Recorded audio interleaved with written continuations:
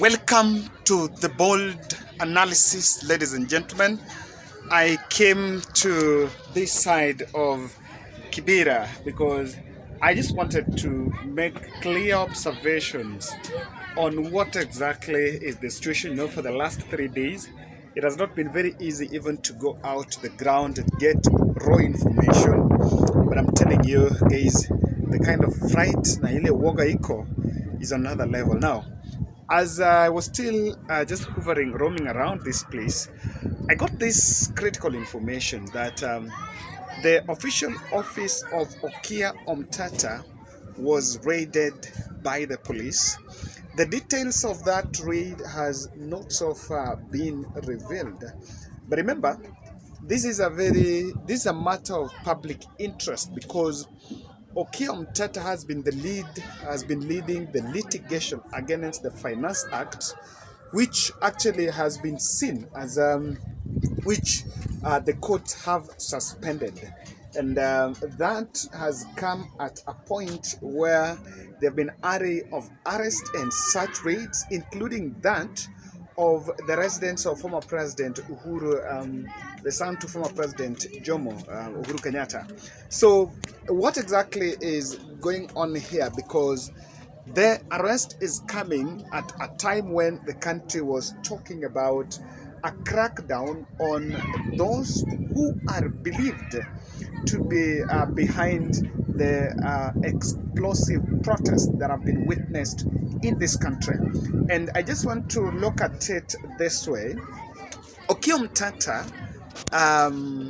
Omtata's raid, we can put it in different contexts. One context is in respect to Kindiki's letter. Kindiki was saying that they're actually pursuing some homes, trying to pursue some homes, looking for some guns. And that was a police operation in respect to cracking down those who are believed to be having guns. So that's one context in it, but not so far. Now let's get to finance bill. Now that Okiya Omtata has been leading the litigation on finance bill, he's on record saying that there was an attempt, and he was actually asked to shelve the litigation, the petition against the finance bill, and there was even some personal fortunes that were dangled on his way, but he did not. And what then happened is that he continued with it, I think working closely with some other civil society organizations. Now, we are into some very murky waters if this information is something to go by. And the extent of arrests and the extent of those who are being pursued actually sparks mixed reaction.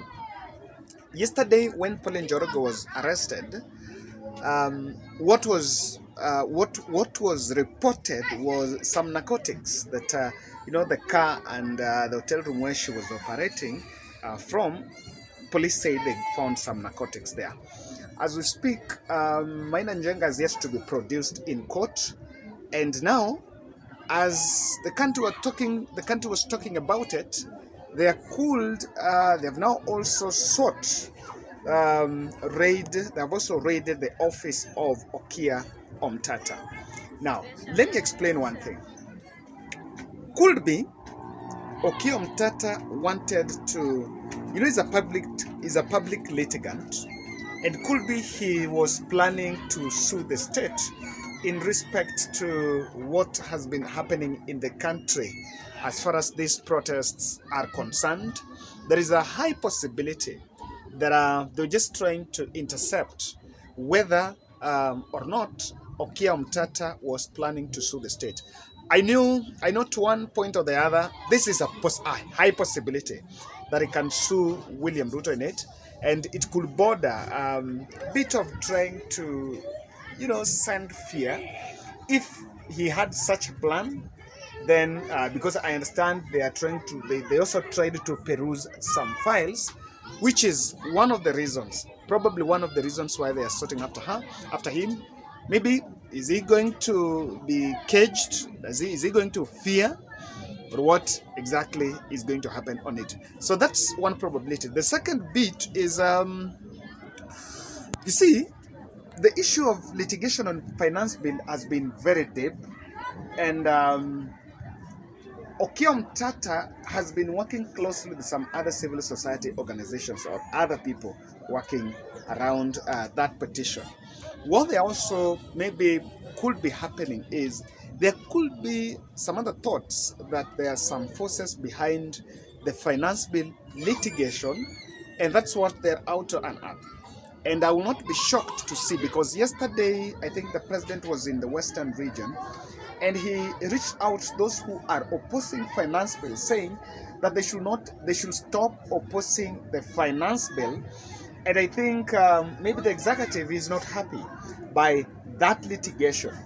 But you see, one thing I would really want to pay attention to here is if Okiya Omtata can be sought after because of finance bill, then I think that's a wrong footing, because the question should be, is it about the litigant or it is about the content of the petition? Why did the petition get the threshold of even it being considered and the finance bill suspended? Why did it? Because it's not about who sent that petition to court. Why is it that the court are also listening to what Okiya Omtata was saying? I really do think that as we have this conversation, or as we think about Okiya Omtata, we should actually do internal introspecting and ask ourselves, so what are we getting wrong that case is getting the threshold of the whole finance bill being suspended? Is it within the context of the law? Probably that will save us more energy than that of going after Okiya Omtata. My other observation I'm seeing from that here is state working in panic. You know, is it panic in terms of brandishing others as saboteurs? Is it about William Ruto's anger? You know, just today when I was coming to Kibera, I used the public means, and okay, coincidentally, someone who was seated next to me identified me. Kevin, you're the bold? I said yes. So when we were having the discussion, she just brought up something. Probably she had watched one of our videos, and she said that the Kenya Kwanza that we are seeing, the William Ruto we are seeing, it is very good that William Ruto became the president. Then I was asking her why, and she explained that Kenyans would have lived to think if Raila would have won and Ruto would be on the other side of the opposition, Ruto would have still remained the saint that people saw at the campaign trail, the saint that people saw in the church. And because power has unleashed the real character and the real mantra of William Ruto. By the way, Kokweli, Ruto has shocked many people. I think many people did not expect such. The days of arbitrary arrests, we were actually told its time had come. It was time that it was never to be discussed again. So, is it anger towards those who are believed to be saboteurs? I will not be shocked to see that what would be happening now will now be trying to profile anyone and any leader who is against the KK regime. After the office is raided, we've seen a trend where you're raided, maybe there is an arrest or raided, but the next day you see some other, sorry, some few people are passing here. You see a situation where charges are brought up. No one would expect yesterday that Pauline Njoroge, my friend Pauline Njoroge, would be charged with some issues about some very funny stories about drugs. What will you see on the other end if the office is raided and the next day he's also arrested? Question that everyone else is asking here is, does it border intimidation? And if it is intimidation, is it going to work?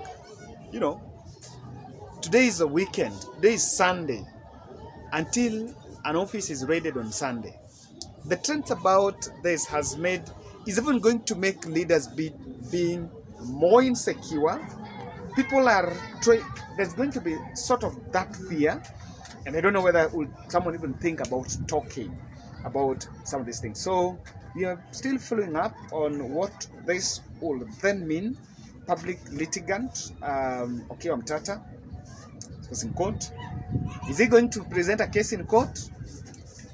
It's a matter of wait and see. Ladies and gentlemen, that's my take. And as that story develops, make sure you subscribe to our channel, because here you're not going to miss any other aspect of that. Thank you.